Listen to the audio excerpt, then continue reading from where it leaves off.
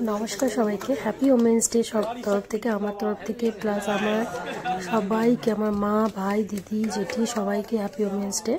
আমাদের অফিসে একটা ছোট্ট সেলিব্রেশন করেছিল, সেটা 2 দিন ধরে চলেছে, কালকেও করেছিল প্লাস আজকেও। তো সেই ভিডিওটা আমি ক্যাপচার করে রেখেছিলাম তো সবাইকে দেখাবো বলে। তো এটা হচ্ছে আমাদের স্যাররা আমাদেরকে একটা করে রোজ এক চকলেট দিয়েছে হাতে, তো ভালো মজা হয়েছে। তো আজকে যেহেতু আমি উপোস করেছিলাম আর আজকে যেহেতু শিবরাত্রি, তো সেজন্য আমি তাড়াতাড়ি করে অফিস করে বাইরে চলে এসেছি, কারণ আমাকে মন্দিরে যেতে হবে আর 7টার সময় পুজো বসবো বলে। তো এই জন্য তাড়াতাড়ি করে অফিস করে বাড়ি চলে এসেছি। তো বাড়িতে এসে কী করলাম সেটা আমি তোমাদেরকে দেখাবো, এবং পুজো দিতে গেছি সেটাও অবশ্যই দেখবো। তো আমি বাড়িতে এসে ফ্রেশ ফাইনালি আমি রেডি হয়ে গেছি। আজকে হচ্ছে শিবরাত্রি, তো শিবরাত্রিতে এখন আমি মন্দিরে যাব বরের সাথে পুজো দিতে। তো এটা হচ্ছে আমার লোক, এবার আমি যাই মন্দিরে একটু পুজো দিয়ে আসি। তোমরাও থাকো, কোন মন্দিরে পুজো দিচ্ছি কেমন পুজো হয় সব দেখাবো। তো এটা হচ্ছে আমার কর্তা, সকাল থেকে আমি উপোস আছি, কিন্তু ইনি খেয়ে দিয়ে উপোস আছে। তো হচ্ছে চলো যাওয়া যাক। খিদা পেয়ে গেছে, বলে খিদা পেয়ে গেছে। তো এটা হচ্ছে আমি শাড়ি পরেছি, অনেকদিন পর আজকে আমি শাড়ি পরলাম, গলাতে আওয়াজ বেরোচ্ছে না। চলো যাওয়া যাক মন্দিরে পুজো দিতে। আগে ঘরের ঠাকুরকে পুজো দিব, তারপরে মন্দিরে যাব।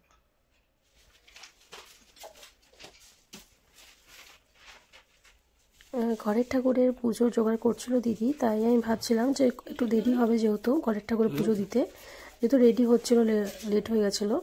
তো সেজন্য আমি ভাবলাম যে মন্দিরে পুজোটা করে আসি, কারণ মন্দির তো বন্ধ হয়ে যাবে। তাই সেজন্য ঘরে ঠাকুর পুজোটা রেডি করার সাথে সাথে আমি আগে চলে গেলাম মন্দিরে পুজো দিতে।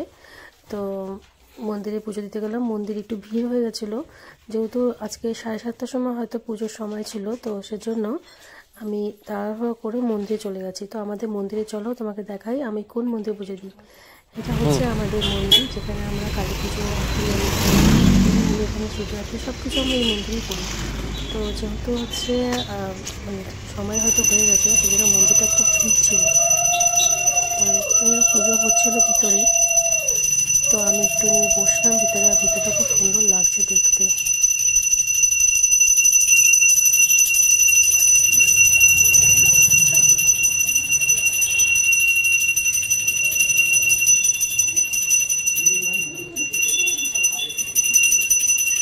করে যাবো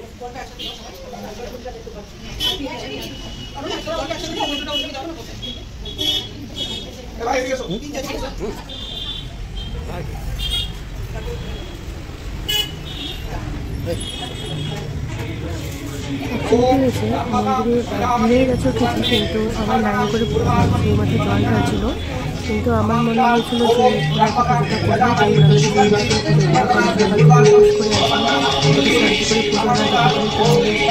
পুজোটা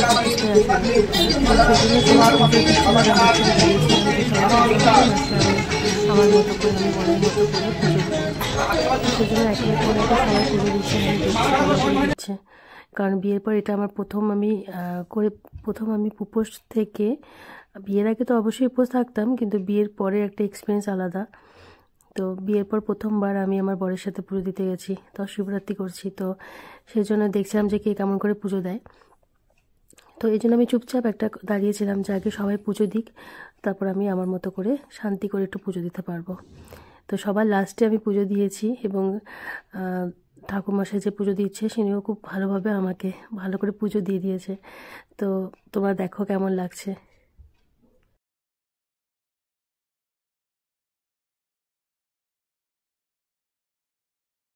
এখানে কি হয়েছে, এখানে সবাই পুজো দিচ্ছিল, বাট কি হয়েছিল, আমি যখন দুধটা ঢালবো তার আগে কি করছে ঠাকুরমশাই, তার আগে মন্ত্র পড়া শুরু করে দিয়েছিল। তো সেজন্য আমি চুপচাপ দাঁড়িয়ে পড়েছি, কারণ আমি আগে ভেবেছিলাম যে ঠাকুরকে আগে আমি ঘি মধু দিয়ে মানে স্নান করিয়ে নেবো, তারপরেই আমি দুধটা ঢালবো। তো সেজন্য আমি একটু ওয়েট করছিলাম যাতে সবাই পুজোটা দিয়ে যা সরে, তারপর আমি আমার মতো করে পুজো করব। তো আমার এটা মনে হয়েছে যে একটা দিনই পুজো করব, একটু ভালো মতো করি। তো আমাকে ঠাকুরমশাইটা একটু হেল্প করেছে, সাহায্য করেছে, যার জন্য আমি একটু ভালো মতো করে পুজো দিতে পেরেছি।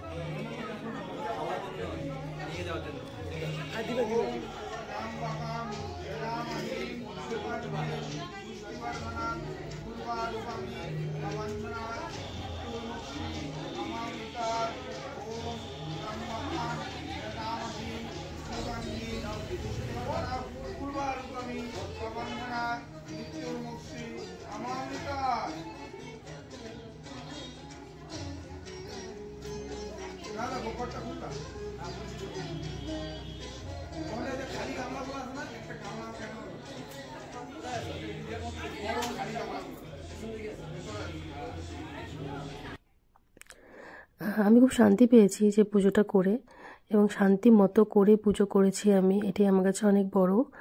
তো ঠাকুরকে বলি, ঠাকুর এভাবে যেন সারা জীবন যেন আমি এভাবে পুজো করতে পারি তোমাকে, এবং আমার বরকেও ভালো রেখো, এবং তোমরা সবাই ভালো থেকো।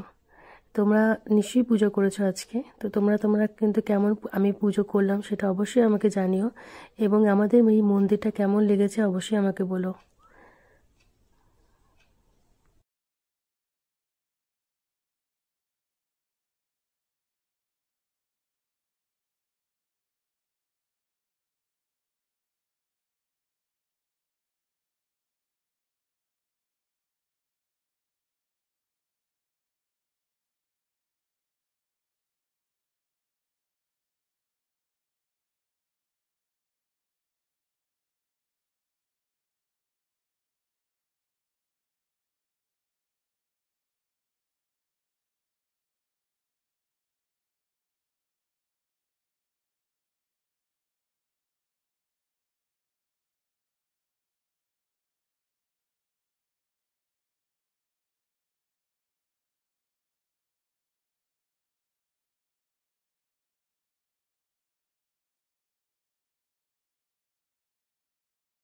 আমার এই মন্দিরে ধূপকাঠি মোমবাতি থেকে আমার ভালো লাগে ঘিয়ের প্রদীপ দিতে। ধূপকাঠি মোমবাতিতে আমরা জ্বালাই ঠিকই, আমিও জ্বালাই, কিন্তু আমার পুজো করার পর যদি আমি ঘিয়ের প্রদীপ না দিই তাহলে আমার মনে হয় পুজোটা সম্পূর্ণ হয় না। তো সেজন্য আমি একটু ঘিয়ের প্রদীপ দিই। তো আমার মতো কারা কারা দাও সেটা আমাকে কিন্তু অবশ্যই জানিও।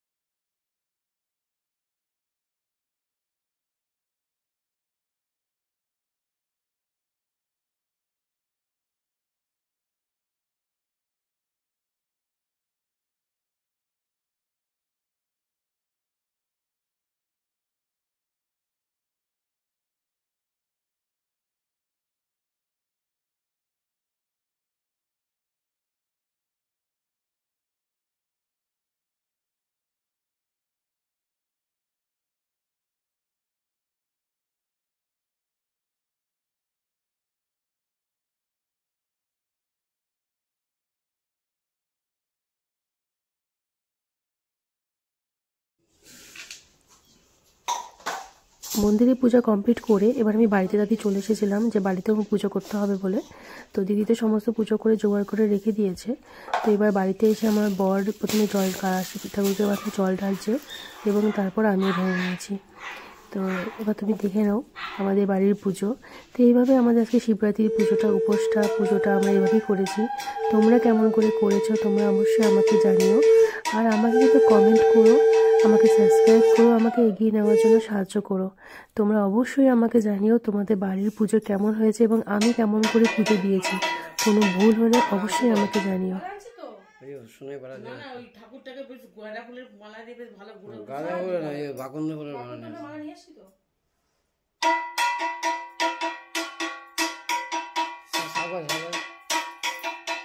ঘন্টা বাজা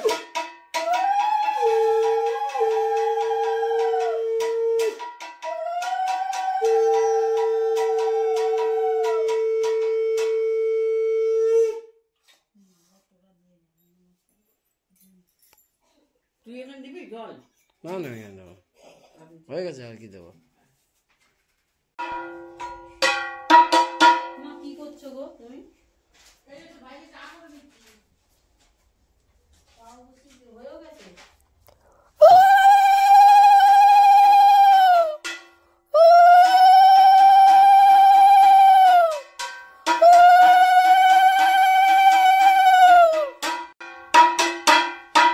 না, এই যে দেখেন, এখন আমার কাছ থেকে আশীর্বাদ নেবে আমার বউ।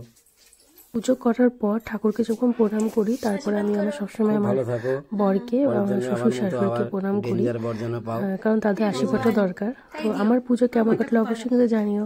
তো আজকের মতো এখানেই, টাটা বাই বাই, তোমরা ভালো থেকো।